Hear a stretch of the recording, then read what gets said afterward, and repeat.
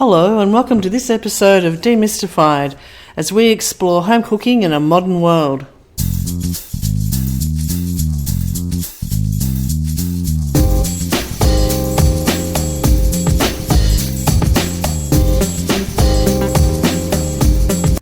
Hello, I'm Linda and I'm sitting here with Paul from Cooking with Steam. Hi Paul. Hello Linda. And today we're talking all things fish. Fish specifically, we're not going to get into seafood as a whole. We're going to go quite specific. Well, I was thinking it was chicken, so I'm really glad we're talking fish. So one of the things that I think over the time I've had my steam oven and that we've been cooking together, and I use that term loosely because I know you do all the cooking, is how great it is for fish. And whereas before I was completely terrified about cooking fish, now I'm so much more confident. Well, yes. I mean, pleased that you've developed that confidence, I suppose. Well, one of the reasons that there is probably an overpopulation of fish on our website is because it does work very well with steam, clearly. But the other reason is the growing popularity of people eating fish. We can talk about sustainability, of course, but about 3.2 billion people rely on fish for almost 20% of their animal protein intake, which is quite a lot. Now, the problem is that actually probably could be more, but a lot of people are, like you were, a bit hesitant and scared of cooking fish because it is expensive and they don't want to ruin it. So that's part of the reason that we do what we do, is to try and help people get over that fear and learn how to cook fish a bit better. And certainly with steam, we know that works quite well. Well, it's not just, I guess, about the steam, it's also how we finish it off, which I've also really enjoyed learning. As we've talked about before in earlier times, a steam oven doesn't replace every other appliance, but it certainly enhances it. And the different types of cooking techniques with, say, salmon, and as against, and the different temperature it takes as well, which is surprising, because I would have thought salmon being a more denser fish than, say, flathead or whiting would need longer, but it actually cooks at a lower temperature. Yeah, and that's got a lot to do with fat content as well. And yes, the makeup of the protein matters as well, but the fat content, particularly in salmon, means that it can tolerate lower temperature, or cook at lower temperatures. Generally what we found is white fleshed fish, and I mean, it's very hard to talk without being specific about types of fish, but white flesh fishes, so in Australia, snapper, which is a very common sort of international sort of fish or term for fish, snapper being white fleshed, needs a little bit of a higher temperature than, let's say, salmon. So we do our salmon at anywhere between sort of 52 and 55, sometimes a bit higher, 60 degrees. And we found that at those temperatures, it is probably perfect for that particular fish. But in the case of snapper, it's not quite enough to get the job done to get the full benefit out of the fish. So snapper on the bone, let's say, we've done a few whole snapper recipes. On the bone, we ramp up the temperature a bit to about 85 degrees. But again, like a lot of our discussions, it's about temperature. But what we don't do is generally grab our fish and just throw it in at 100 degrees full tilt steam. Because that actually, and I know you can speak from experience, you can make fish tough. Like, it's funnily enough that fish does get tough, especially if you hit it with too high a temperature, especially with steam. Well, that has been our experience with some rockling, as we've discussed before. Our experience, I think that was your experience. the royal owl. Well, that's right. That's what I actually gave up confidence in steam cooking initially, and that was when I think it started it all. Paul was calling you about that.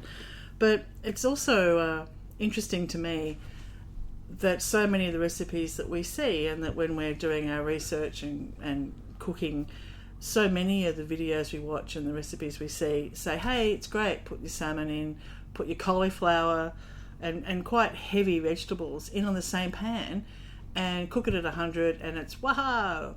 And they can put rice in there as well, which I find, interesting and it's something that you and I have never really pursued. Well, of course it works. Like you end up with a cooked piece of fish and cooked vegetables. So, in theory, you end up with a cooked meal. So yes, it does work. So this is the sort of semi-famous one sheet pan dinner sort of situation that people seem to have a desire for, which I understand. It's convenient. We want to throw everything on one pan, one tray, one pot, and have it cooked and end up with perfect results. Now, in the case of what you're saying, rice, vegetables, and let's say we use salmon as our example here, the salmon will be cooked, it will be steamed, it will be okay. Is it at its best? In my opinion, no. Okay, so you're not getting the fish at its best. The amount of nutrient loss you get through higher temperature, you could argue about all day, but the fish to taste and to eat is not at its best, but it does work.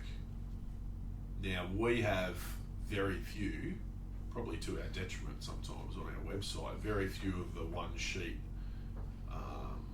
sort of throw it all in a tray and put it in the oven and happy days it works recipes, because everything cooks at a different temperature, and we want to keep our fish at around, particularly salmon, at around 50 degrees. And if we throw vegetables in there, they're not going to cook.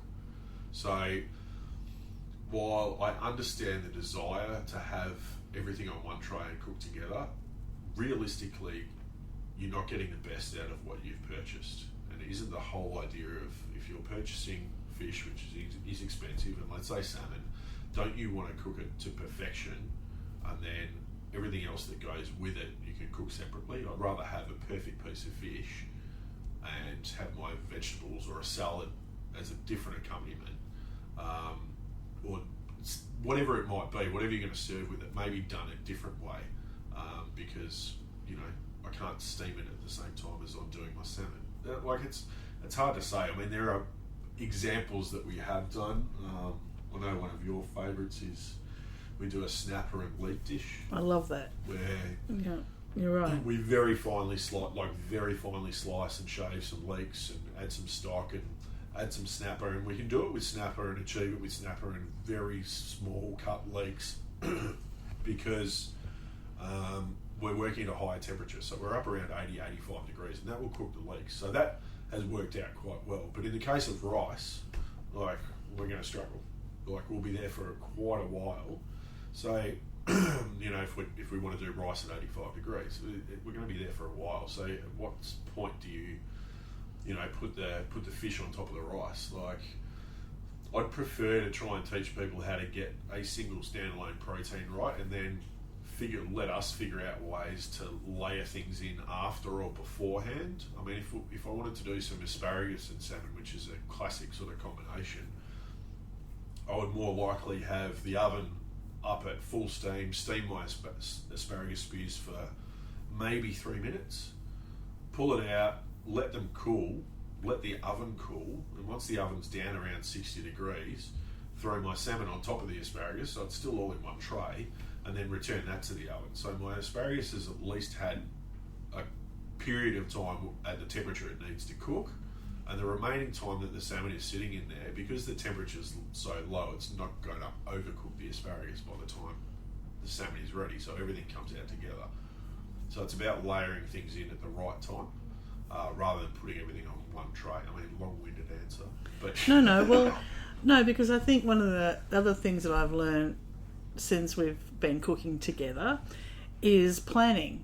And I know that snapper dish that I just love, I can feed 4 or 6 people easily. It fits into and given that our steam oven is quite a small 45 centimetre one, and it fits in beautifully. It's easy to prepare, and 20 minutes. So in that time that I've got my fish at, by the time I've got home from wherever I've bought it or got home from work with it, it's generally at room temp. I can quickly prepare some leeks, and it's in the steam oven while it's heating up. Then I've got time to make a salad, cut some bread, job done. Yeah. And 6 people fed. And that's what I look for when I get home from work or when we're having, friends around or something, is the speed and the ease. I don't like, I get a bit frosted in the kitchen sometimes, as you know, and lose my concentration. So I find those dishes, that's what I like to do, is plan it. And that's not a bad time, 20 minutes, 25 minutes from sort of walking in, serving food. The point is you're still getting the best out of the snapper. Say the snapper's been cooked at its ideal temperature, so you're getting the best out of that. And it can be translated to, other vegetables as well. We'll do some recipes in the not too distant future where we'll start looking at inventing ways to have a one sheet type dinner, but the main focus of it, and it's probably easier with fish than anything else, but the main focus of it is that we don't cook the fish at too high a temperature and end up overcooking it.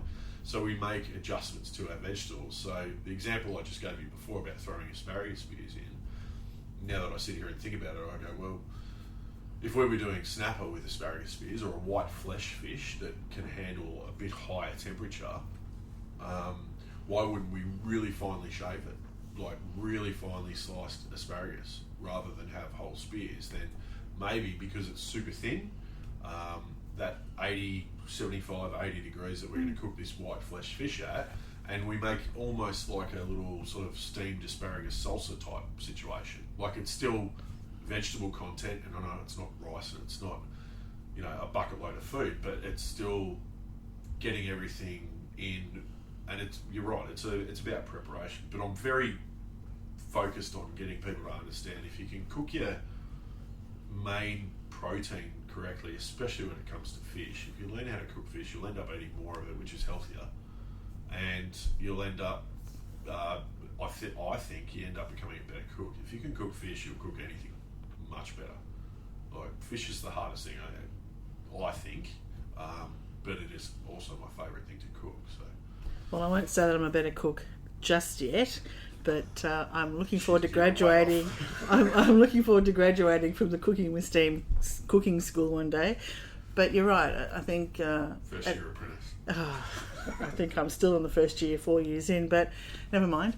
But it has been a really interesting journey looking how the different types of fish cook and the different gentle way of cooking them. That means if I'm caught up on something else, I've got a bit of tolerance there. Yeah. That's the other thing I love about steam ovens, is they're not harsh. If you're not cooking at such a high heat that if you miss it by a couple of minutes, it's inedible. Yeah, that's a big factor too in the temperatures that we use when we are cooking fish. So when we're setting 85 degrees or 80 degrees for a whole, a large whole snapper, we've got a good, I would happily say, a good 10 minutes post when it's actually cooked.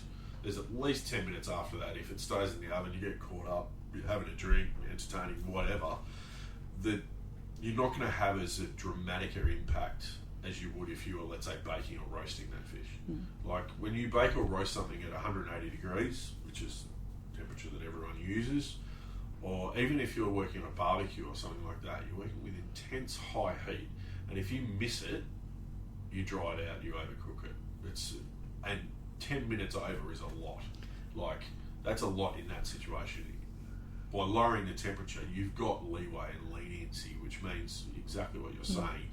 You can sort of let it slide, and no one's any the wiser, because it's almost impossible to tell. I mean, there is a perfect point, absolutely, but if you miss it, you're not going to be crying the same way as you would if you were roasting it and missed it by 10 minutes. Because 10 minutes roasting think about it, 10 minutes roasting a piece of beef or a steak, imagine 10 minutes more on a steak.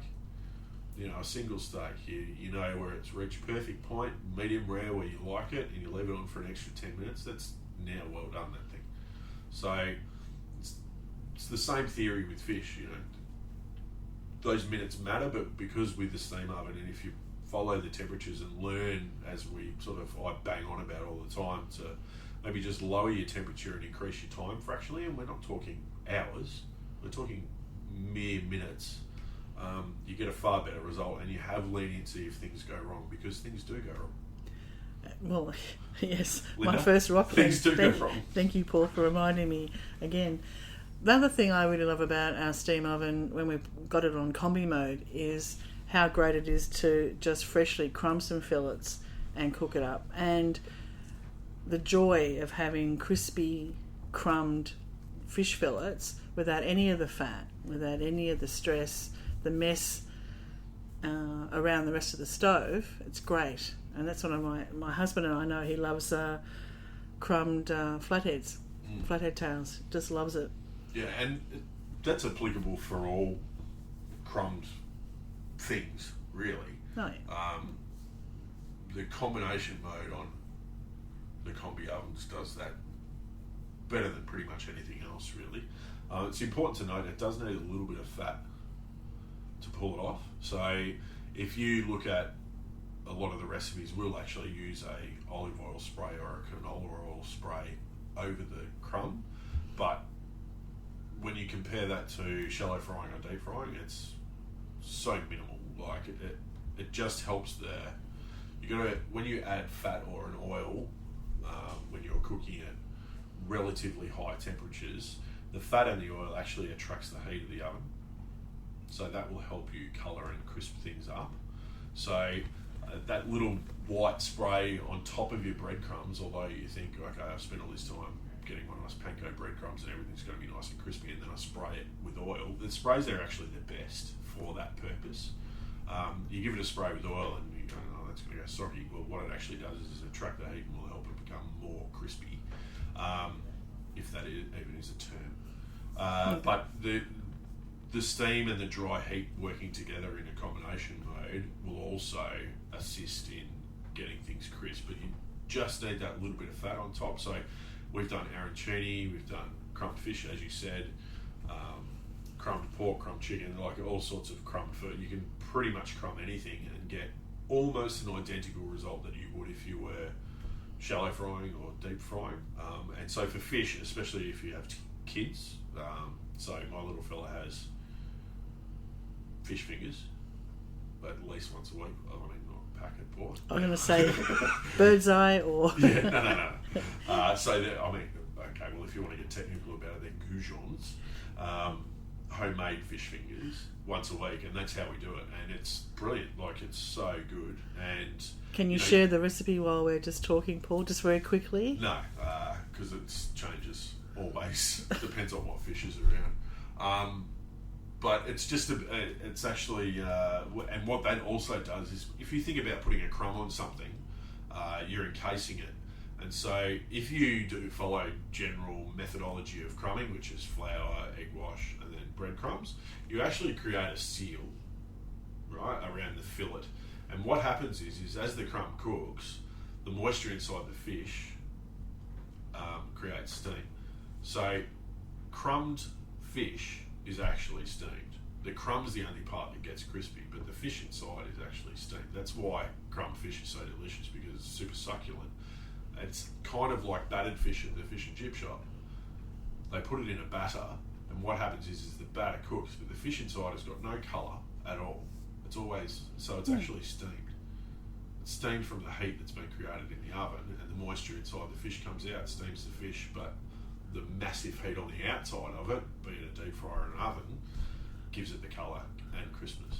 So have you just told us that deep fried battered fish is healthy?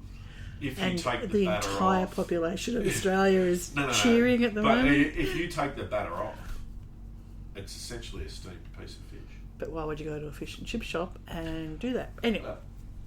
There you go. But essentially, all I'm trying to say is you're encasing the fish in a protective layer, and the fish's moisture and the steam, as it heats, steam comes out of it, of course, because when you heat water or moisture, steam comes out, is what actually cooks the fish.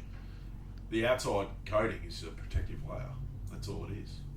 I mean, it's a delicious, crispy protective layer, but that's what it actually is. So if you grab a piece of, what do you get from the fish and chip shop? Flake. Grab a piece of flake, batter it, deep fry it, and then grab another one and go and stick it in your steamer and steam it. And I bet you they look the same. The taste will be a little bit different because you'll still get some oil seeping through and, fat is tasty. But if you season them the same way, I bet you they will look identical and they will almost taste identical because you are not actually deep frying. I think there's a challenge there, folks. Let's give it a go. Let's see who tries it and comments back. Is there any fish, Paul, you wouldn't cook in a steam oven?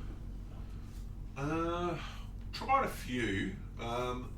So anything that's been pre-smoked. I think someone I know has tried a smoked piece of fish and thought, I'll just throw that in the steam oven and have that for dinner. That's not a good idea. Of course, you can use it to warm up a smoked fish to turn into a pate or something like that, but a pre-smoked fillet of fish in a steam oven, not a good idea. Is there any fish I wouldn't steam? Not many that I have encountered yet. There's very few. I can't think of any off the top of my head. I really like whole fish on the bone, and everyone likes to have crispy skin on their fish too. Now that will depend very much on the thickness of the fish, and it's also about understanding the difference between a flat fish and a round fish, and there's a lot of stuff we can get into here, but the thickness of your fish, if we've got a nice thick piece of salmon, we can still have a crispy skin, but all we do is steam our fish first, and then once it comes out of the oven, just give it a pat dry with paper towel, and then into a hot fry pan with a very small amount of oil. And because it's actually been steamed first, it'll crisp much faster than if you did it from just raw cold. So you're kind of doing it in the reverse of what you might see on TV, where you see a chef put the fish in skin side down and maybe throw it in the oven to sort of finish the cooking. We're putting it in the oven first on a low steam setting and then giving it a quick hit of heat just on the skin side. So some work better than others, but there's no particular fish that I don't know. I mean, you've had most of the fish that I've cooked. Is there anything that hasn't particularly? No, no. I mean, we've done monkfish, whole flounder. We've done baked fish. We've done barramundi, snapper, flathead, garfish. Like there's ocean trout, whole trout. Like there's quite a bit that we've gone through, and there's nothing that I've yet to go. Yeah, no, that hasn't worked. So I mean, steam's a ripping good medium for cooking all sorts of fish, and it, like I say, I mean, it's super healthy. But you got to remember to season it. Season before you put it in the oven. Always. Top 3 seasonings: salt, pepper. Yeah, so olive oil. Pepper is a hard one. Depends what fish you've got. You've got to remember that acids, so vinegar, but salt is probably the most commonly used flavour enhancer. But acid's a flavour enhancer. So like vinegar is a flavour enhancer. Lemon is a flavour enhancer. They're all acids. Salt is the most commonly used flavour enhancer because it enhances the natural flavour, whereas pepper changes flavour. So pepper changes the flavour of things. So what I've actually learnt the longer I've cooked is I actually use much less pepper than what I did when I initially started. You'd see Gordon Ramsay, it's like salt, pepper and everything. If you put pepper onto a steak and put it on, and I use steak as just a general thing, and put it into a very hot pan, pepper is a spice, and anyone would know who's ever attempted to toast a spice, cook a curry or anything like that, spices burn very quickly. So you've got a nice big fat eye fillet and you're trying to get a nice crust on it, and sitting in a very hot fry pan for 3 minutes on its first side, and it's covered in cracked black pepper, that spice is burning. So you end up with a burnt pepper flavour rather than a pepper flavour. So pepper I now use very minimally, and if you are going to use pepper with, I think, steamed fish, I would prefer to go a fine ground white pepper, something that doesn't show up black streaks as much, but just be very gentle with it. So for me, top 3 sort of seasonings for fish are salt, lemon juice or vinegar, and olive oil. Now,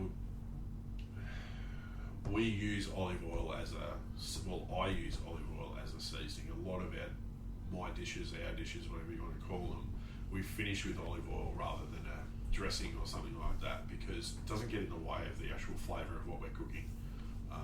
It also gives a nice shine to things, but it works almost like just a standalone sauce / dressing, like all sorts of stuff. So we also use it to add fat to like super lean fish. So something that doesn't have a lot of fat. Salmon's got a lot of fat content, so we don't need to add really anything to salmon, but we do it just to give it a little bit of a sheen to it or a shine to it. But for something like whiting, so a really white fleshed fish, a little bit of fat on there is not going to hurt it. Like, it actually enhances the flavour. Always look to enhance the flavour of what it is you're cooking rather than change flavour. I mean, if you want to change flavour, you make a curry.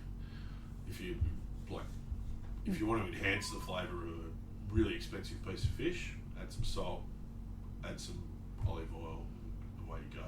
Simple. Well, thank you for that, Paul. That's part 1 of fish. That's There's part so much 1. more to talk about. But that's enough for today. It's 43 degrees outside, so let's wrap it up. And thanks. Until next time. Good one. Thanks for listening to this podcast as we explore home cooking in a modern world. We'd love you to subscribe, and for more information, please go to our website, cookingwithsteam.com.